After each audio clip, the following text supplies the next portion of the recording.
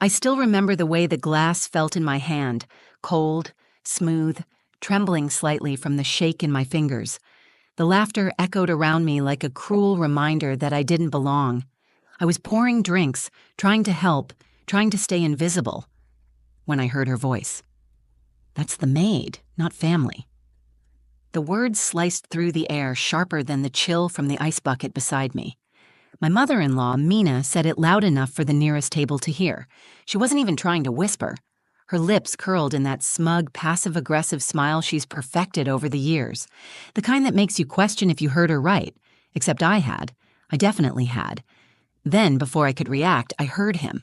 Rishi, my husband, my partner, the man who once told me I was the strongest woman he knew. He smirked. "She cleans up well, at least." The crowd burst into laughter. I stood there, stunned. My arm froze mid-pour. The lemonade spilled slightly over the rim of the glass, dripping onto my sari. I didn't even notice. My heart was pounding in my ears, drowning out everything else. My hands trembled as I clenched the serving tray against my chest. I forced a smile, small, mechanical, like the kind you give strangers when you bump into them in a grocery aisle. That's what I felt like in that moment. A stranger, in my own family. Was this who I was to them? Just a helper? An outsider pretending to be part of something I clearly wasn't? My chest felt tight, like the air had suddenly thickened. I could barely swallow the lump forming in my throat. My eyes darted toward Rishi, silently begging for, I don't even know what. An apology? A glance of regret? Something human? But he was laughing. Not loudly, but with that amused smirk, eyes twinkling like this was just harmless fun. His hand casually wrapped around his glass as if this was normal, as if I wasn't dying inside. Why did his words hurt so much? I'd heard worse from his mother. Mina never liked me. She made that clear from day one, too middle class, too ordinary. But I always thought Rishi saw through that he saw me. Apparently not. And the worst part? No one said anything. No one stopped the joke. The room just moved on. The music played, someone toasted again, and I was forgotten like background noise. I felt the sting behind my eyes, but I refused to let the tears fall. Not here, not in front of them. I straightened my back, adjusted the tray, and turned away. One foot in front of the other, I reminded myself. Just keep walking. Out of the corner of my eye, I saw Arav, my son. He was standing a few feet away, near the floral arch. His eyes were wide, watching everything. Our eyes met, and for a moment, neither of us said anything. He looked confused, hurt even. I forced another smile just for him. He didn't smile back. That moment, that silence between us. It said everything. I turned back to the drink table, pretending to be busy. But my heart wasn't in it anymore. The laughter still echoed, but now it was just background noise to the storm building inside me. I didn't know it yet, but something was about to shift. And that shift, it would come from the most unexpected place. Not me, not Rishi, not even Mina, but my 9-year-old son, and a microphone that picked up every single word. If you had asked me a year ago what I imagined family looked like, I would have painted a picture full of warmth, shared meals, loud laughter, kids running underfoot, hands held tightly through tough times. But when I married into the Metas, I quickly learned that some families measure love by status, not by sacrifice. I'm Priya. I'm 38. I work in corporate finance by day and freelance graphic design by night. I'm not flashy. I don't own designer bags or take yoga retreats to Bali, but I work hard. I save. I build quietly. When I met Rishi 10 years ago, I thought I was stepping into love, into something secure. We were so different. Him, born into a legacy of doctors and businessmen.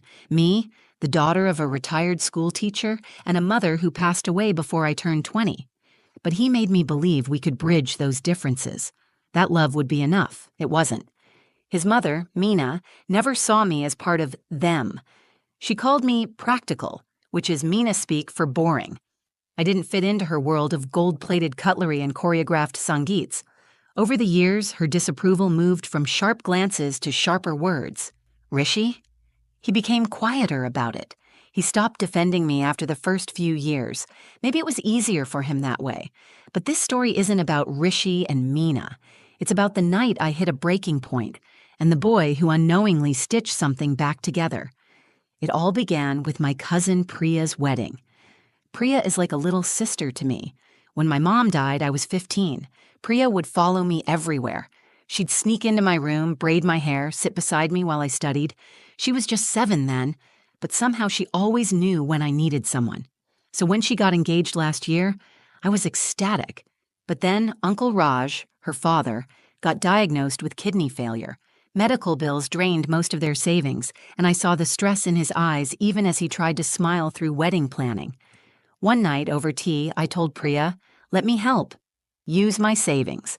Let me pay for the venue and catering." She immediately said no. So did Uncle Raj, but I insisted. "Just don't tell anyone. Let it be your day." I didn't want credit. I just wanted to see her walk down the aisle radiant and carefree. So behind the scenes, I coordinated vendors, helped Aunt Sunita with invites, handled late-night calls about floral delays, and wired payments without a second thought. I didn't tell Rishi either. It wasn't out of secrecy. It was just something I wanted to do on my own. The wedding day arrived in a blur of color and nerves. The venue sparkled with fairy lights and jasmine garlands. Laughter floated through the air like confetti. Priya looked like a dream, her lehenga glinting under the warm evening lights. I wore a simple sari, mint green, understated. I didn't want to overshadow anyone. I was running around helping coordinate things, making sure the dessert trays were replenished and the drinks table didn't run dry. I didn't mind. I liked being useful. No one really noticed me. Not until that moment. Not until Mina's voice sliced through the noise like a siren. "That's the maid, not family." And just like that, everything I'd done, every late night, every saved rupee, every tiny act of love was erased by one sentence. The woman who saw me raise her grandson, who lived off our shared income for years, looked at me and saw nothing but help. But that was just the beginning, because someone else noticed, someone who had been watching everything quietly, and he wasn't going to let it go. I don't know how I kept my composure after that. Maybe it was habit. Years of swallowing my pride in front of Mina had trained me well, but something about this time, it was different. It wasn't just the insult. It was the laughter that followed, the kind of laughter that told me I was a joke, that no one, not even Rishi, thought I deserved better. I could still feel the sting in my cheeks as I stood by the drink station. My sari felt suddenly too plain, too tight, like it didn't belong here either. I looked down at the droplets of lemonade clinging to my blouse, the condensation from the glasses sliding onto my hands. I wiped them on the edge of the tablecloth, trying to busy myself with something, anything, so I wouldn't have to look at anyone. My chest felt tight. I wanted to disappear. Across the room, Rishi was surrounded by his cousins. He leaned back in his chair, laughing along with the rest of them, lifting his glass like he hadn't just humiliated me. I kept telling myself to breathe, but it wasn't working. A familiar voice pulled me back. "You okay?" It was my Uncle Raj. His eyes were kind but tired. He was holding a plate of gulab jamun and balancing it like it weighed 100 pounds. I nodded. "Just a little warm in here." He smiled and lowered his voice. "You've done more than enough, Riya. You made this wedding happen. I don't think we could have done any of it without you." I swallowed hard. That meant something. It did. But I couldn't shake what had just happened. My mind kept looping that moment like a broken record. That's the maid, not family. She cleans up well, at least. Their voices had embedded themselves in my brain, echoing off the walls of my self-worth. And then I saw him. Arav, my 9-year-old. He was standing near the back of the hall beside the DJ booth, fidgeting with the buttons on his shirt. His eyes weren't on the stage, or the music, or the dancing cousins. He was watching me. Our eyes met, his brows furrowed, and he tilted his head just slightly as if to ask, "Why did Dad say that? Why did Nani laugh?"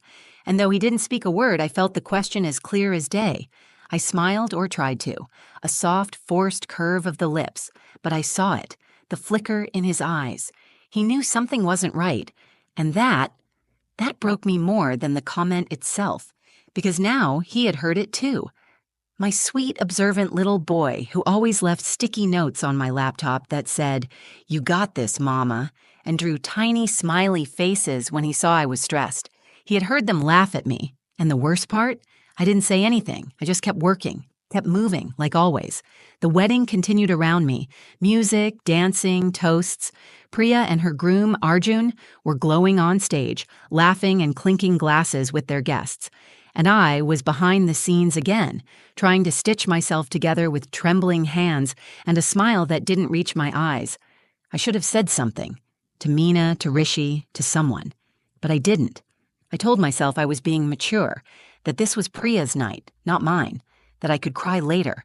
But deep down, I knew what it really was. Fear. Fear that if I stood up for myself, I'd only confirm what they believed about me, that I was too dramatic, too emotional, too lower class to understand how these things worked. So I stayed silent.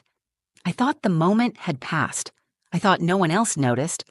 But I was wrong, because Arav had noticed, and he wasn't done. I thought I could brush it off, just focus on helping Priya, blending into the background and getting through the night. But the truth is, I wasn't okay. I was unraveling inside. I slipped out the side door of the reception hall and found a quiet spot by the garden.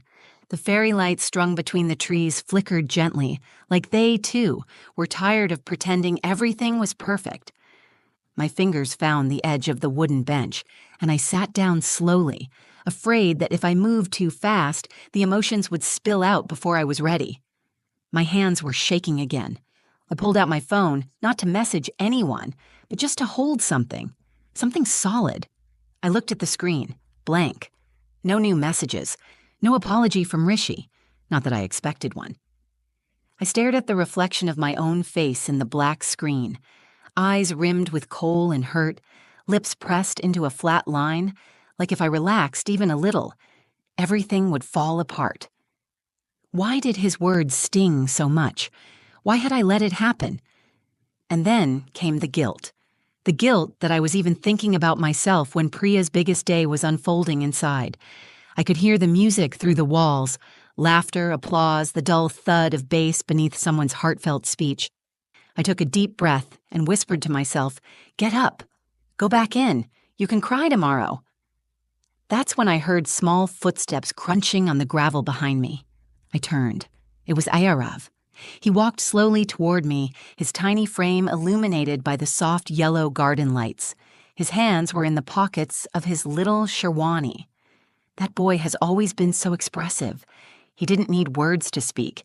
His face said everything. He sat next to me without saying anything. After a few seconds, he leaned his head on my shoulder. I closed my eyes. "I heard what Nani said," he whispered. My heart clenched. Arav. And what Dad said after. I opened my mouth, but no words came. What could I say? That they didn't mean it? That it was a joke? He lifted his head and looked up at me. "Why didn't you say anything?" His voice wasn't accusing, just curious, innocent. I hesitated. Because sometimes grown-ups stay quiet to keep peace. He looked confused, but it wasn't peaceful. It was mean. I let out a shaky laugh. "Yeah, it was." There was a pause. Then he asked, "Did you really pay for this whole wedding?" I looked down at him. I helped, just to make sure everything went smoothly for Priya.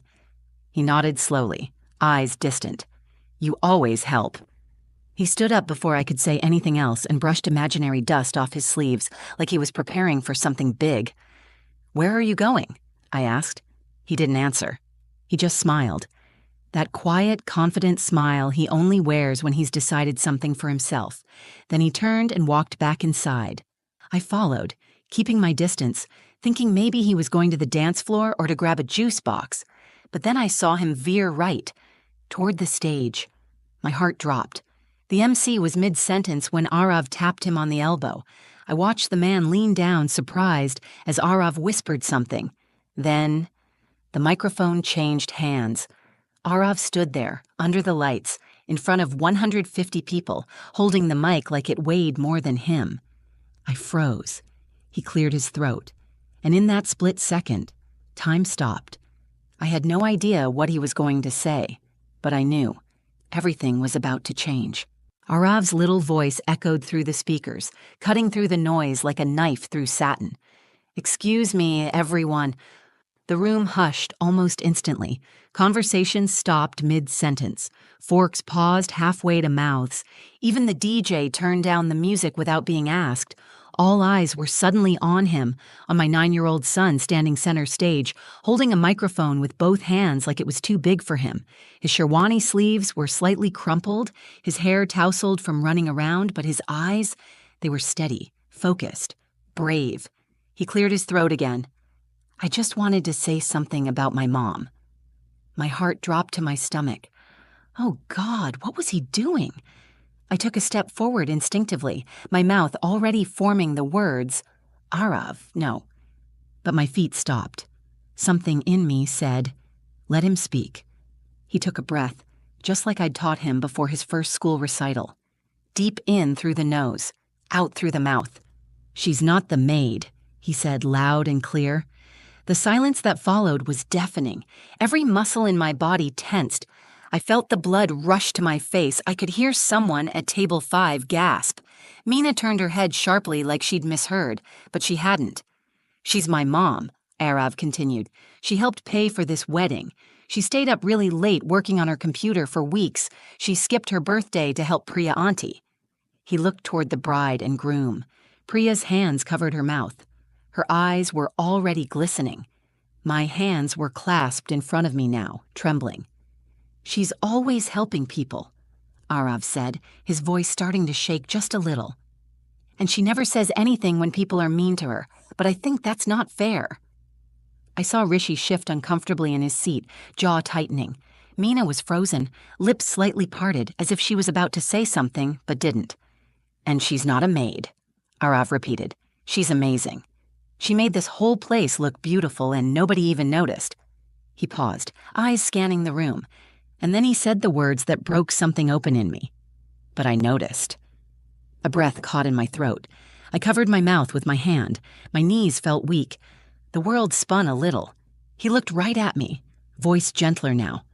"I love you, Mama. You're the best person I know." There it was. The room stayed still for a second longer, like the world was holding its breath with me. Then it happened. One person started clapping, then another, and then it spread. Slow, deliberate, respectful applause, rippling through the room like a quiet storm. Not the rowdy kind meant to hype a crowd. No, this was different. This was raw, genuine, felt. I was still frozen, eyes brimming, when Grandpa Dev stood up from his seat at the front table. He'd been quiet all evening, nodding along to speeches, smiling at Priya's joy. But now he walked. No, marched, up to Arav and put his hand on his shoulder. "Well said, young man," he said into the mic. "Sometimes the youngest voices carry the most truth." Arav smiled nervously, handing the microphone back. Dev looked out over the crowd and said, "We owe Riya a thank you. Not just for today, but for what she's shown us all." And just like that, I was seen. Really, truly seen. No longer the help, no longer invisible, but the woman who'd held everything together, quietly, until the one person who mattered most finally made the whole room listen. The applause faded slowly, like the tide pulling back after a wave that no one saw coming. And in the stillness that followed, I stood there, frozen, overwhelmed, exposed, but not in the way I feared. This time, I wasn't humiliated. I was held by that silence, by the stares that had shifted from judgment to recognition, by the quiet nods from people I never thought noticed me at all. I don't remember walking up to Arav. My feet just moved, like they knew where I needed to be before my mind caught up. He turned to me with that shy smile, the one he gives me when he's not sure if he's done something wrong or brilliant. I knelt down and hugged him tightly, burying my face in his shoulder. "You were so brave," I whispered. "I just told the truth," he said simply. Behind us, the celebration continued, but something had changed. It was subtle, but real. Mina didn't look at me the rest of the night. She barely touched her food. Rishi? He said nothing, but his silence was loud, guilty, uncomfortable. He didn't make a scene, didn't apologize, just stayed close to his cousins, sipping his drink with a tense jaw. That used to bother me. Not anymore, because for once I wasn't sitting in my own corner wondering if I was being overly sensitive. The truth had been laid bare, not by me, but by a child, my child, who had seen more clearly than most adults ever do. And that changed everything. After the dinner, Priya came running over in tears. She hugged me like she was holding on for dear life. "I'm so sorry, Dee," she whispered. "I didn't know. I swear I didn't know." I smiled through tears. "I didn't do it for them. I did it for you." She pulled back and cupped my cheeks. "I know, and I'll never forget it." Even Uncle Raj, who's usually a man of few words, came to me with misty eyes and said, "Your son has more backbone than most men I know." Funny how it took a 9-year-old to finally give me back something I didn't even realize I'd lost, my voice. I didn't confront Mina. I didn't need to. Her silence said enough. And for once, she was the one shrinking in the background, not me. As for Rishi, the ride home was quiet. Arav fell asleep in the back seat, his little hand still clutching the leftover rose petals Priya had given him. Rishi stared straight ahead, tapping the steering wheel. I didn't say a word. When we got home, I carried Arav to his bed, tucked him in, kissed his forehead. As I turned to leave, he mumbled sleepily, "Mama? Hmm? Don't let them make you small again." I froze. My throat closed up. "I won't," I whispered. "I promise." And I meant it. The next morning, I woke up with a kind of clarity I hadn't felt in years. I brewed my tea, sat by the window, and let the light hit my face. Warm. Software. Unapologetic. This wasn't just about a wedding or a cruel joke. This was about years of swallowing words I should have spoken, about shrinking to make others comfortable, about mistaking silence for strength. Not anymore. Arav reminded me who I was, not the maid, not just the helper, not invisible. I was the woman who showed up when it mattered, the woman who built quietly, the mother who raised a boy brave enough to speak up when the world stayed silent. And that will always be enough. So if you've ever felt small in a room full of people who were supposed to protect you, if you've ever swallowed your truth just to keep the peace, I see you. And I hope my story reminds you that your silence doesn't make you weak, but your voice, when you finally use it, or even when someone uses it for you, it can move mountains. Sometimes it only takes one brave heart to speak the truth. And sometimes that brave heart is 9 years old and holding a mic in front of 150 people. I'd love to hear from you. Have you ever had a moment where someone finally stood up for you, or where you stood up for yourself when no one else would? Drop it in the comments. I read every single one, and I promise you, you're not alone. If this story moved you, helped you feel seen, or just made you think, please like the video, share it with someone who needs to hear it, and subscribe for more real stories that speak straight from the heart. And hey, thank you for being here, truly. I don't take it for granted. Until next time, take care of your heart and never be afraid to take up space.